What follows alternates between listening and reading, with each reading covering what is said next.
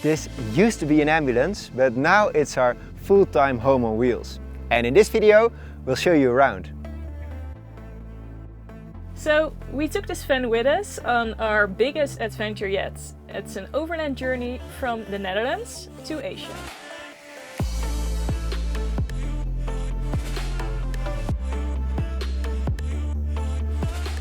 And in this video we'll tell you how we equipped our van for it, what we changed and some hidden features that we love.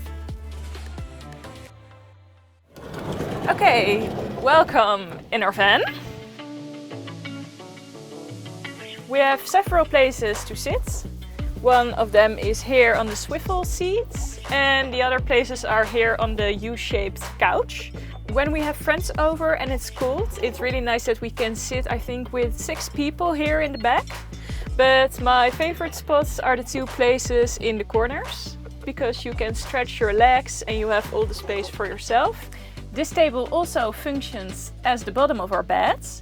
We have this cushion over here and this one, and we put it on top of it.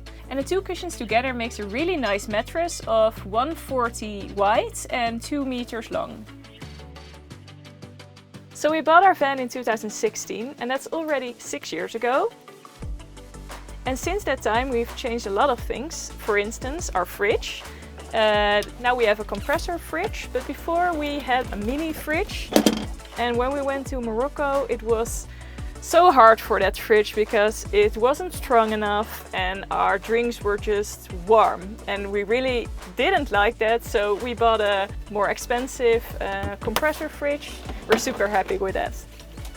Here we have some more food, and here we have our glasses and cups for coffee, olive oil, etc.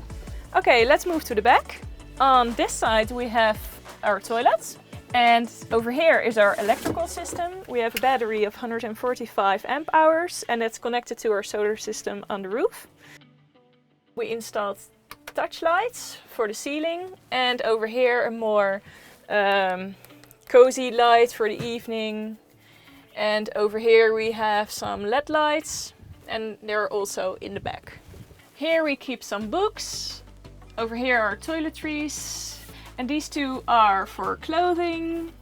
This one is for the dog stuff, and the bigger closet is for towels and laundry. One thing I'm really happy about are the matching fabrics from the curtains and the sofa. We did that on purpose because we really wanted to create a unity in our interior.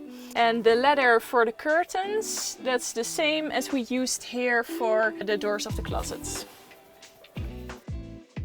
Let me show you some hidden features we have. Well, the first year in the van we really wanted to have some nice plants inside, but it was always such a mess because all the plants were falling down on the bed and everywhere there was soil. So we came up with this idea with a magnet. Underneath in this pot we put a magnet, and the other magnets we glued it on the wood so it would stick. And even if we drive bumpy roads or off-road, the plants stay where they should be. So another hidden feature is this Rolleiflex that we mounted on the car beam, and that one is for our dog Yuna.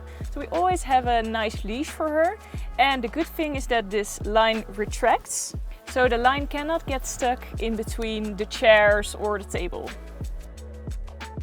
And another hidden feature is this safe here. We have multiple safe places for stuff, but we'll share one with you. And that one is here. This is our safe. We put a lock on it and it's an old ammunition box, and we mounted it onto the car, and it perfectly fits between the chair and our kitchen. And another really useful tool are these magnets, and we use it for our mosquito nets or to hang up a shower curtain on the outside. Well, that was it for the inside. Let's move outside.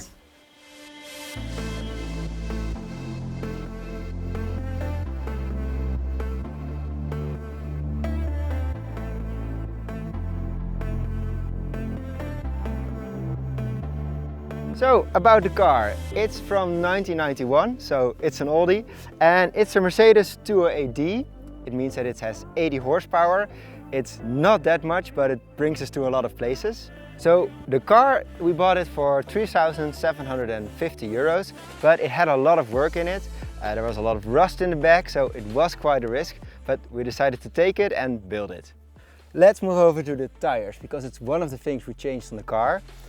It's already quite a capable car, you can get on a lot of places, but we did notice that we got stuck quite a lot. We got stuck in the Moroccan desert, we got stuck on Norwegian beaches, and we were kind of done with that. So I decided to swap the smaller 14-inch tires with 15-inch tires with a width of 215 and a height of 75.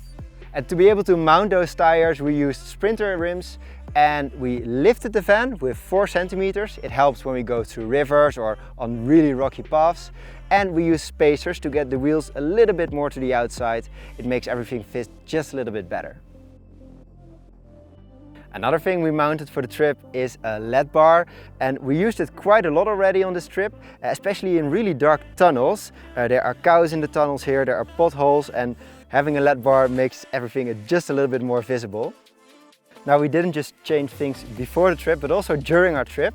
One thing we didn't have was an awning, and we actually got a lot of questions about it because it's not from ARB or some other fancy off-road brand. It's from Turkey. We bought it in Izmir at a small company that makes them by hand, but they are so nice to have. They give some extra shade, especially when you're traveling with a dog. It's nice to keep everything cool and shaded. I think that setting it up takes about a minute, 2 minutes. Way easier to do it with two. You just pull it out, take the rods and make a little tent shape out of it. Now, something that's special to us, but it's quite normal on a lot of vans, is a sliding door. They are super standard, but we didn't have one because the previous owner welded it shut. So it was totally closed, the whole rails was taken out, and we did it without, I think, for 4 years or something. And then at one point we said, like, okay, we're gonna fix this. This whole rail was cut away. So we went to a junkyard, got another rails, found a friend that wanted to weld it all, and we repaired it. And it was one of the best decisions we ever made. It's a really nice area to sit, and it's way better for ventilation, and you have a much bigger living space. So because we didn't have a sliding door in the first couple of years, we got creative and we decided to go with a modular concept. So as you can see, this part is actually a block that you can take out of the van, because we decided to have an entry in the back. So you can take this entire block outside and then you can walk in quite easily from the back. Now, we rarely use it anymore because we have the sliding door, but it's still very handy if you have to transport some stuff. Here we keep some of our camping equipment, like the tank for our diesel heater, some spare fuel. We often have 10 liters just to be safe. And we have an outdoor shower because we didn't have one inside, but you need a shower. We really love this thing, works really well. And then further back, we have some firewood. We use that for camping at high altitudes when there are no trees around. And all the way in the back, it's our water tank. It's 70 liters and we can fill it from the outside of the van. It's nice because then we can bring a lot of water. Then the rest of our equipment is under the other bench. All the way in the back, we have a SUP. We love to stand up paddle when there are lakes or in the sea. And we keep a lot of tools, spare parts. Yeah, we use it a lot, basically every week. And then another little overlanding mod we did is mounting some recovery tracks. We used to have metal ones, like the old army driving plates ones. They were great and they helped us, but they were just so heavy. So we decided to try something else. These are plastic, super light. They are mounted on the back of a ladder. Haven't really used them that much yet on this trip, so we'll see how they hold up. Now let's come to the front, to the driver's cabin. And we also try to use all the space we have available there. So we actually keep a lot of spares underneath my chair. Great to have, like all the extra filters that we take but rarely ever need. So in that way we use every little bit of storage that we have. Now, it's an old car, so it doesn't have power steering, so you have to do everything by hand. But it works, keeps you active. And here we have our music, and one great feature that I really love, we still have our signal lights. So the initial build of this van took about half a year, working 2 to 3 days a week. Was a lot of work, but really worth it. And we had a budget of 10,000 euro. So yeah, we already spent some on the car, and we kept within budget to make it into a full camper.